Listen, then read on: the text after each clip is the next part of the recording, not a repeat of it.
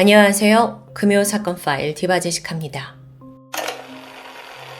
때는 2015년 4월 대전에 있는 한 오피스텔 복도에서 잠복경찰들이 몸을 숨기고 있습니다. 이들은 서울 마포경찰서 강력수사팀이었는데 1년 3개월 전에 발생한 한 살인사건 범인을 검거하기 위한 잠복이었죠. 그리고 이곳은 용의자 여동생 명의의 주거지였고요. 경찰들은 이미 며칠째 이 집 주변을 맴돌고 있었어요. 하지만 들락거리는 사람은 오직 여동생 B씨 뿐이었고요. 그러던 잠복 3일째인 4월 9일 경찰이 마침내 큰 결심을 합니다. 그리고 그날 오후 귀가하고 있는 여동생이 등장하자 경찰이 다짜고짜 큰 소리로 이름을 불렀어요. 김땡땡씨! 자, 이 이름은 여동생 B씨가 아니라 그녀의 언니이자 지금 경찰이 쫓고 있는 용의자 김씨의 이름입니다. 그런데 이름이 외쳐지자 이 여성이 놀란 눈을 하고 뒤를 딱 돌아봐요. 그리곤 자신의 정체가 탄로난 걸 알았는지 순간 털썩 주저앉고 마는데요.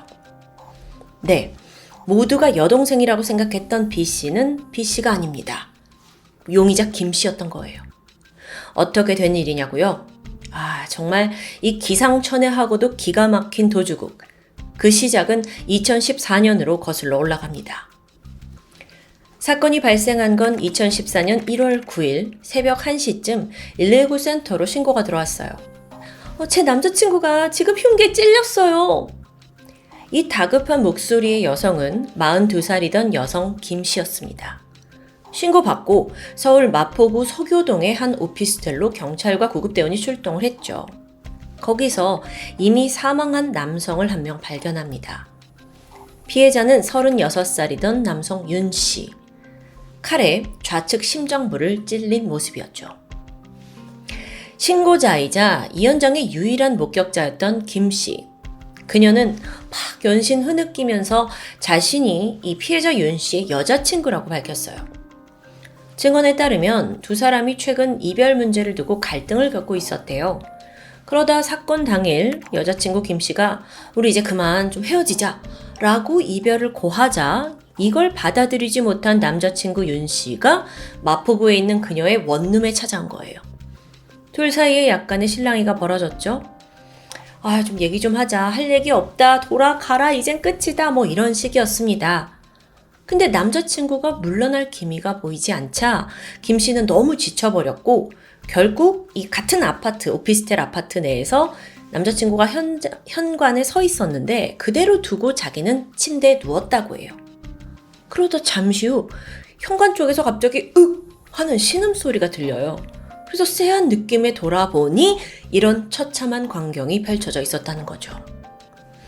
무슨 상황이었냐면 이 남자친구 윤씨가 부엌에 있는 칼을 가져와서 스스로의 가슴을 찌르고 있던 겁니다.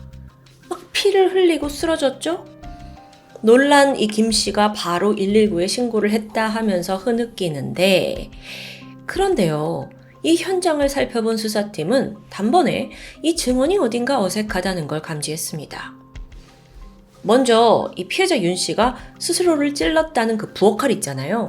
그 부엌칼이 사망자 옆이 아닌 부엌 싱크대에서 발견된 거예요. 좀 떨어진 곳에서요.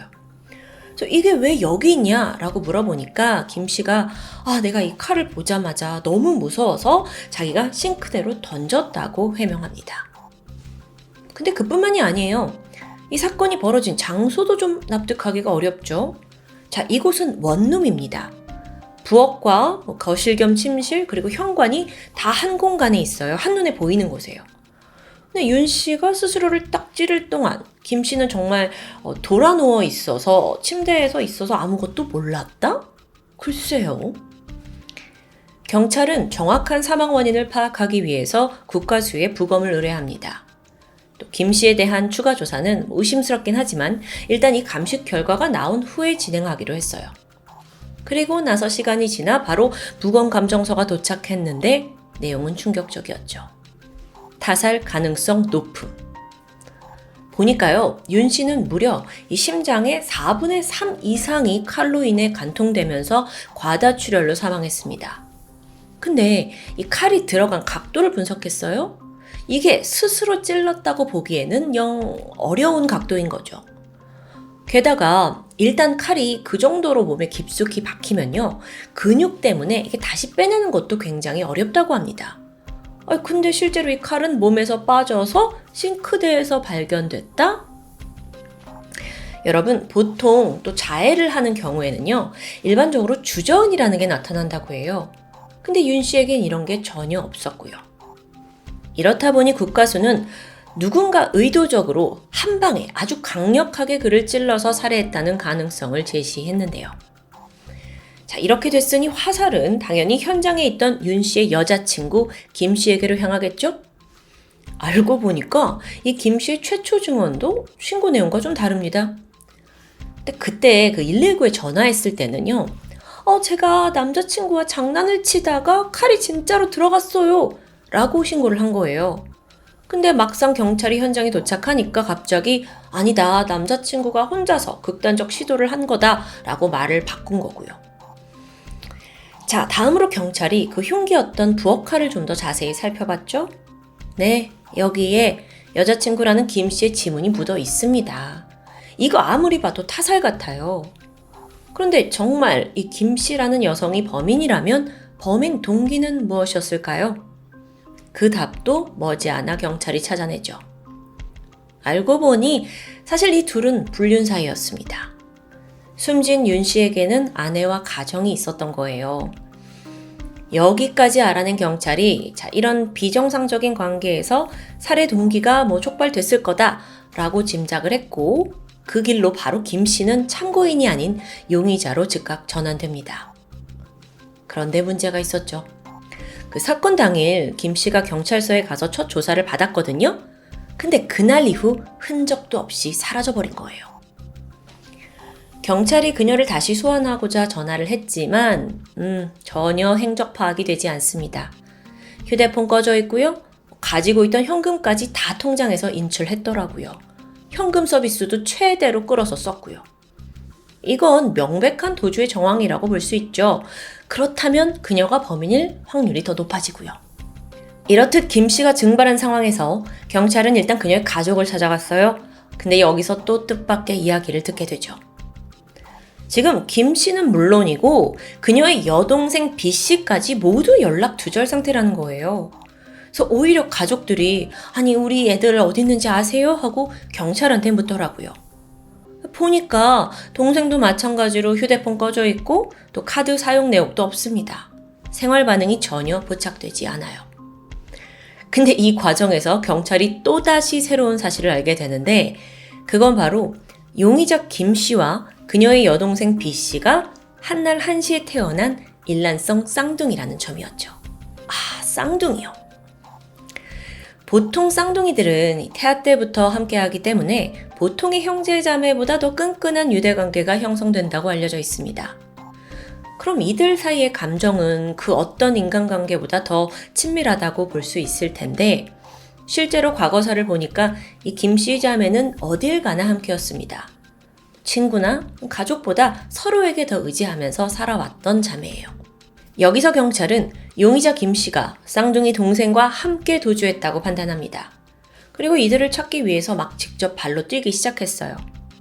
워낙 인간관계가 좁았던 터라 이 자매가 어디 갈만한데 행방을 아는 사람은 좀처럼 나타나지 않습니다. 그렇게 지지부진 시간은 15개월, 1년하고도 3개월이 흘렀는데, 그러던 2015년 3월 기적적으로 새로운 단서가 포착됐죠. 딱 3일간 김 씨 여동생 명의로 휴대폰이 개통됐다가 해지된 이력이 뜬 겁니다. 그래서 경찰이 통신사를 찾아가서 기록을 살펴봤더니 거기에 딱 3통의 전화 기록과 1통의 문자 내용이 남아 있었어요. 그 외 번호는 대포폰으로 확인됐고요. 그런데 그 중에 경찰의 눈을 사로잡은 게 있었죠? 바로 한 성형외과의 번호입니다. 아니 이렇게 도주 중인 상황에서 성형외과를? 경찰은 곧장 해당 병원을 찾아갔고 의사에게 자매의 사진을 보여줘요. 다행히도 담당의가 그녀들을 기억하고 있었습니다. 네네. 이 자매 저희 병원에 왔었어요. 제가 아주 똑똑히 기억하고 있죠. 왜냐면 그때 아주 특이한 요구를 하더라고요. 이미 일란성 쌍둥이인데도 불구하고 서로의 얼굴을 완전히 똑같이 만들어 달라는 거예요. 네. 두 사람은요, 분명 매우 비슷한 얼굴을 하고 있습니다. 근데 병원에 와서 더 똑같이 성형해 달라고 했던 거예요. 그날 자매는 보톡스와 필러 시술을 받았고요. 이후 2014년 8월부터 2015년 1월까지 이마, 코, 턱, 심지어 치아까지 손을 댔다고 합니다. 수차례에 걸쳐서 두 사람은 정말 마치 거울을 보는 듯한 동일한 얼굴로 거듭나게 된 거예요. 그런데 여기서 이들이 또 한 가지 특이한 요구를 했죠? 이 두 사람 중에 오직 여동생 명의로만 진료를 받게 해달라고 했다는 거예요. 김 씨는 도주 중이었으니까 당연하겠죠. 자, 그럼 여기서 경찰이 알 수 있는 건 지금껏 용의자 김 씨가 동생 명의로 생활을 해온 거 아닐까? 라고 추정할 수 있죠. 이후 경찰 수사에 탄력이 붙었습니다. 이 여동생 명의로 뭐 된 게 없나 수소문했죠? 그랬더니 대전에서 여동생 명의로 도시가스, 유선방송 가입된 사실이 확인돼요. 주소지를 확인해보니 또 이게 두 군데입니다. 대전 번화가에 있는 한 오피스텔, 또 한적한 주택가요. 계약자는 둘 다 동생이었고요. 그러면 이 둘 중에 한 곳에서 언니 김 씨가 살고 있을 가능성이 높잖아요. 50대 50의 확률이긴 해도요. 경찰이 이때부터 신중하게 움직였죠. 먼저 이 두 주거지의 CCTV를 확인했어요. 그랬더니 각 집에 여성이 들락날락 거리는데 외모가 똑같아도 너무 똑같습니다. 그렇기 때문에 섣불리 접근할 수 없어요. 왜냐면 만약에 잘못해서 동생을 체포한다면 그 사이에 진범 김 씨가 도주할 수 있으니까요. 경찰은 고민에 빠졌죠. 그런데 문득 과거 탐문 수사에서 가족들에게 들은 이야기가 떠오릅니다. 이 쌍둥이 자매가 외모는 굉장히 비슷하지만 성격이 정반대라는 증언이었어요. 언니 김 씨는 대체적으로 좀 활발하고 적극적인 성격인데 반해 동생은 내성적이고 조용하다고 합니다. 그래서 경찰이 이걸 바탕으로 막 분석을 했고요. 아무래도 언니인 김 씨가 그 대전 번화가 오피스텔에 살고 있을 것으로 짐작하게 돼요. 그리고선 오피스텔을 더 중점적으로 잠복을 했던 거예요. 그 추리는 적중했죠. 김땡땡 씨! 하고 불렀을 때 놀라서 뒤를 돈 그녀는 정말 동생과 똑같은 얼굴을 한 범인 김 씨였습니다. 그녀는 지난 1년 반 동안 동생 행세를 하며 살아왔습니다. 자신의 모든 흔적들을 지우되 대신 모든 걸 동생의 이름으로 빌렸어요. 자매는 대포폰을 사용했고요. 돈이 떨어지면 유흥업소에 나가서 현금을 벌어왔다고 합니다. 그렇게 긴 도주 끝에 발목이 잡힌 김 씨. 경찰에 체포된 직후 내가 언젠가는 잡힐 줄 알았어요 하면서 오히려 마음이 편안하다는 말을 남겼는데요. 아니, 그럴 거면 애초에 빨리 자수를 하지 왜 애꿎은 경찰들만 고생시키냐고요. 어쨌든 그렇게 검거된 김 씨는 이제 살인사건에 관련돼서 조사를 받아야겠죠? 근데 그녀의 주장은 예상 바뀌었습니다. 남친 윤 씨의 죽음에 대해서 우발적이었다는 주장입니다. 아, 그래요? 좀 말을 들어볼까요? 일단 김 씨와 이 피해자 윤 씨는 사건 발생 2년 전부터 만남을 가져왔죠. 윤 씨에겐 이미 아내와 3살 된 딸이 있었는데요. 그는 이렇게 연애를 해오면서 여자친구 김 씨에게 나는 곧 아내와 이혼할 거다 라면서 그녀를 달랬고 또 김 씨는 이걸 믿고 기다렸다고 하죠. 하지만 2년이 다 지나도록 관계가 제자리였습니다. 불만이 쌓인 김 씨가 도대체 내가 언제까지 기다려야 되냐 라고 하면서 한 번, 두 번 두 사람은 말다툼하는 날이 잦아졌어요. 그건 사건 당일도 마찬가지였고요. 새벽 1시, 그날도 김 씨가 도대체 아내랑 언제 이혼할 거냐, 내가 언제까지 기다려야 되냐 막 이러면서 윤 씨를 몰아붙입니다. 그러면서 감정이 점점 격해졌겠죠? 결국 격분한 끝에 그녀는 부엌에서 칼을 가져와서 윤 씨를 위협했어요. 그러다가 그에게 달려들었다는 거예요. 근데 당시 윤 씨는 꽤 두꺼운 외투를 입고 있었어요. 김 씨가 심장 쪽으로 강하게 칼을 찔렀는데 이게 겉옷이 두꺼운데도 불구하고 칼날이 이걸 뚫고 심장을 15cm나 관통한 거죠. 이걸로 봤을 때 그 당시 김 씨가 얼마나 분노에 차 있었는지 알 수 있겠죠? 자, 남자친구가 윽 소리를 내면서 쓰러지자 다음으로 김 씨가 한 일은 119에 전화를 해서 남자친구가 피를 흘리고 쓰러졌어요. 목격자인 양 신고를 했고요. 첫 참고인 조사까지 받았지만 바로 도주를 결심합니다. 그 과정에서 평소 가장 의지하던 쌍둥이 동생을 찾아가서 자초지종을 털어놨어요. 야, 이러저러 해서 내가 윤 씨 죽였어. 근데 내가 살려면 네가 나 도와줘야 돼. 아마 동생은 이걸 거절하지 못했던 것 같아요. 가족이기도 하니까요. 그래서 동생이 동조했고 그렇게 정말 답 없는 자매의 도피가 시작된 거죠. 이후 재판이 진행됩니다. 결국 김 씨에게는 살인죄로 징역 10년형이 내려졌는데요. 10년형, 좀 깜짝 놀랐어요. 아무리 우발적인 살인이라도 보통 이 이상을 받을 줄 알았는데 조금 상대적으로 가벼운 처벌 같죠? 진술상으로는 남자친구가 공격을 한 것도 아닌 것 같은데 말이죠. 어쨌든 모르겠어요. 과거 범죄 전력이 없었기 때문일까요? 아니면 엄청난 비용의 변호사를 쓴 것 때문일까요? 어쨌든 저한테는 이 부분이 조금 의아하게 남아 있습니다. 추가적으로 김 씨의 도주를 도왔던 동생은 처벌을 받지 않게 되었습니다. 왜냐하면 우리나라 형사법 조항에는 친족 상도례라는 것이 존재합니다. 그러니까 범인이 친족이나 함께 사는 가족일 경우에 이 도주를 돕거나 숨겨주더라도 처벌하지 않는 내용이 있다고 해요. 이런 게 있는지도 오늘 처음 알았네요. 그러니까 공범이라는 개념을 적용하기보다는 가족이라는 이 정에 이끌려서 어쩔 수 없었을 거다라는 게 법의 판단이겠죠. 여기에 완전히 공감할 순 없지만 전 개인적으로 동생도 일부 피해자라는 생각은 지울 수 없었습니다. 살인을 저지른 후 도주국을 펼치면서 동생과 똑같은 얼굴로 성형까지 감행한 범인 김 씨. 그리고 별 수 없이 그녀의 조력자가 되어줘야 했던 동생까지. 결국 모든 재판을 받고 감옥에 가게 된 언니를 보며 동생은 어떤 생각이 들었을까요? 우리는 종종 이런 말을 합니다.